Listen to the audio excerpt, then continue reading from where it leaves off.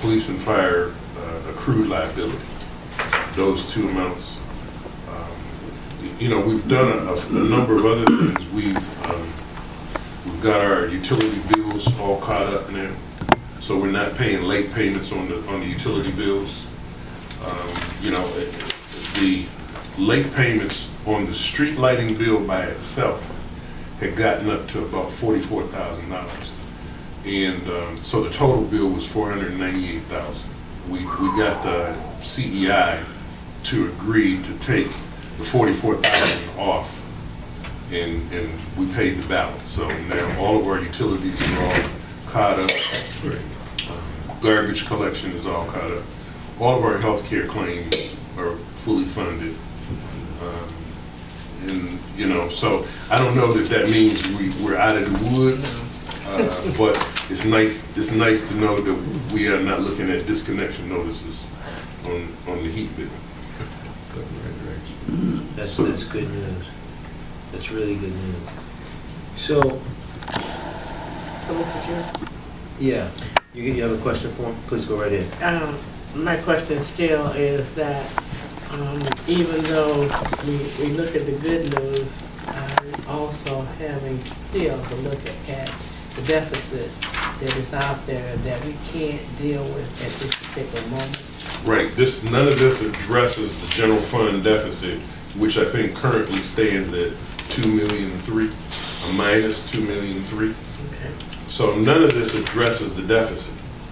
And that's the idea of the fiscal recovery plan, is that over the 5-year period, we are supposed to be addressing the deficit. The way the plan is written right now, the deficit will be mainly addressed in 2018 and 19. Because in 18 and 19, both of those years combined is a reduction of $5.2 million. The way the plan stands right now, which is half of the general fund. So what, Mayor? Yeah, please go ahead. So what do we have to do? I know we're setting ourselves up to get away from the behind payment. And we're doing a lot of fixing and post doing what we need to do for next year, 2017, the pension and so forth and so on. But when we're coming to 2018, then we have to, I know you were saying that you had the list of individuals for the deficit, the people that we owe. So how are we going to do the adjustment to get to that point? Do we have, I know the cell tower is not for this term right now. We won't recognize that money until next year. Am I correct? Hopefully. Yeah, council passed the ordinance. Yeah. We got to get the contract signed. We got to get BZA approval. Well, I mean, if everything is, goes the way it's supposed to go, but nothing ever goes the way it's supposed to go. Right. But in event that everything goes according to the way it's supposed to go for next year, and we come out with the cell tower, and we've got the sewer stuff, that's all here now. So where do we go from there to deal with 18? Well, hopefully the cell tower revenue will reduce that by $18,000 a year.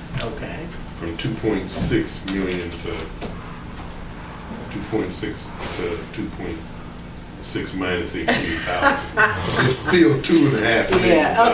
Okay. That either we have to generate additional revenue, Okay. or we're going to have to make those kind of cuts.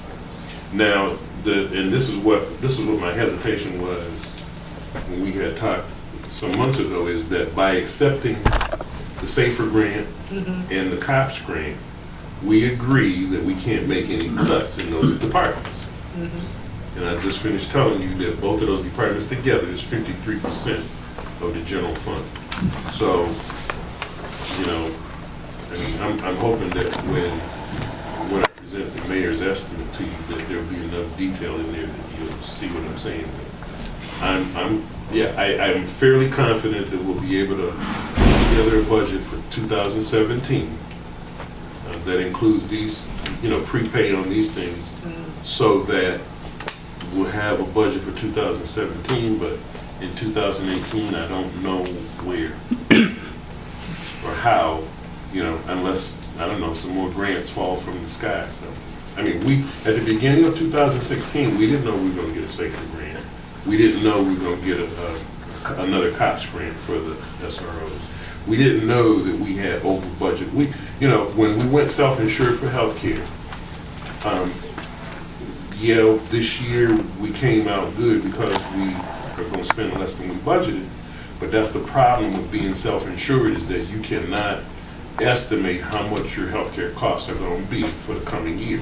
All you can do is throw a figure out there and hope that you come within. 2014 and 2015, we were horrendous years for us. And you'll see that in the mayor's estimate, that 2015 we spent $1.8 million on healthcare. How much? 1.8.